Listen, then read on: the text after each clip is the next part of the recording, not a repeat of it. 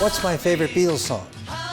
I looked at the Beatles playlist, actually, and it's sort of the story of my life. I used to think I worked 8 days a week. I used to think, when I'm old, when I'm 64. Sometimes you're dealing with a guy who's a real pain, and you say to yourself, can this guy last as long as Hey Jude? I know I fell in love with Marisa when I saw her standing there. There are always times when I need a little help from my friends, and sometimes Marisa just says to me, let it be.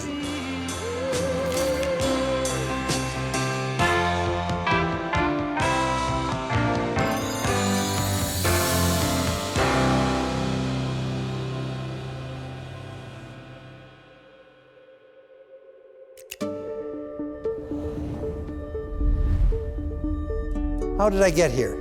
I actually sort of grew up with a silver spoon in my mouth. I've been in the business since I was born. I worked every summer in my father's office for all my life, and eventually, after spending a year there after university, I went to graduate school. I recall one night I phoned him, I said, my last exam is tomorrow. He said, be in the office Monday at 9 o'clock, and he hung up. That was almost 48 years ago, and here I am. My father's dedication to his career was unending. My mother tells me that he'd consistently go to the office late at night, even after 10:30 p.m. It happened to coincide with when all of us were screaming and yelling, but his dedication was pretty much unending.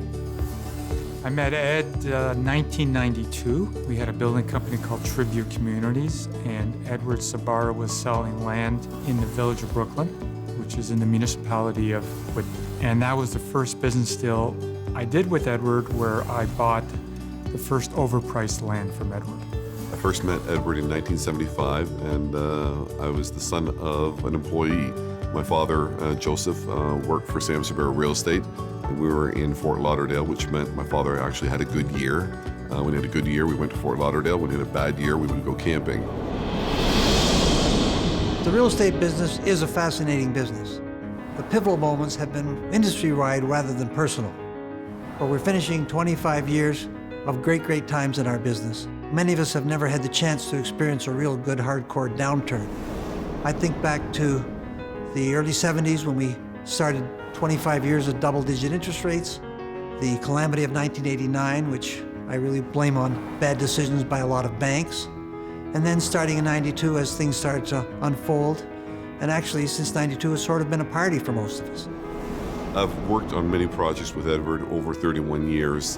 One of the ones I enjoyed most was we bought a property at 5200 Dixie Road. It's 10 acres, 221,000 feet, and there was 15 companies that were bidding on it. And I thought, like every other thing that we were working on at the time, that we would not be successful. I got the package, I wasn't excited, but I got excited when Edward got excited. He drove by and said, we got to put a bid in. This is a property for us. And I thought, well, it's a property for us because it's multi-tenant, there's tons of work to do, it's super hard, and that's why I thought Edward wanted it.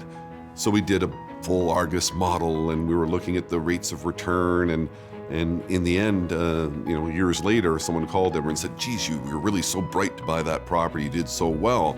And Edward said we didn't do anything. He said, I drove by, I saw 10 acres of land, 2 street fronts, and a site for redevelopment encumbered by a horrible old building. That's Edward. He looks at things plain and simple, and he's got his own way of doing things, and he doesn't do a lot of analysis. I don't know that I have any wisdom, but I would say pay attention and don't always expect it to be this easy. For the last little while, it's sort of been, let's stand in the rain and get wet. It's been interesting times. We've had huge value growth, mostly caused by cap rate compression. We've had government policies like the Greenbelt, the Moraine, environmental policies and that. Some of them are good, often they're very damaging. We've had evolutions like the computer evolution, industrial evolution, logistics evolutions. These are all things that have changed. The secret, if you can keep up with the changes, you can be very successful. If you can anticipate those changes, you'll be very successful. If you try to anticipate those changes and you get them wrong, it might be spectacular. Ed has provided me this total sort of roadmap of a balance between a hard work life and an even harder lifestyle that incorporates golf and skiing.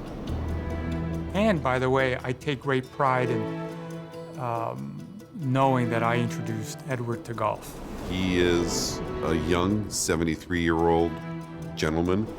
He is excited today about working on real estate as he was years ago. I enjoy working with him because he brings that enthusiasm to every deal. And because of that, I've worked for him this length of time, and I'll work for him as long as he's there. I think one of the legacies of Edward in the real estate world is one of risk-reward. Because when we sit around a table and we just discuss various projects or various acquisitions, Edward will come in with a list of 50 questions. Not 45, not 49, but 50. And each question will be well thought out and pertinent to the point. And if there's anything that Edward brings, and he brings a vast multitude of talents, it's that ability to dissect the situation and ask the most appropriate questions.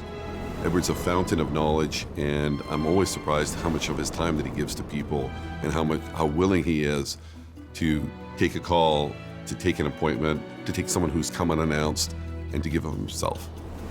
The biggest things I took away as a son is realizing that the relationships are key to success in life and the success in business. I just get up in the morning and I do what I do, and you know, sometimes you're lucky enough to be able to do it with people you really enjoy doing it with. And for me, and I think for a lot of us, people are the true action. You know, whether we're working, we're playing, we're hanging out, it's all about the people we're doing with, I think, in the final analysis.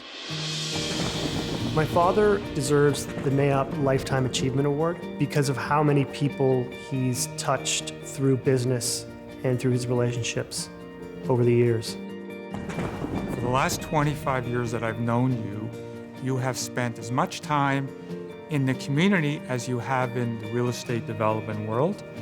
And for that reason alone, you should be recognized. But the fact that you've succeeded in your philanthropy, in your community giving, and your real estate development world only makes you the obvious choice for this Lifetime Achievement Award. He's always given his time, and he's always educated people. He's been a great mentor and friend to me. I want to thank the Greater Toronto NAIOP for this award. I'm still a little bewildered that I'm up here receiving it. I also want to thank all the people that I've worked with over the years that have made this award possible for me. I would like to think that if I'm remembered, it's because we made it fun as well as business.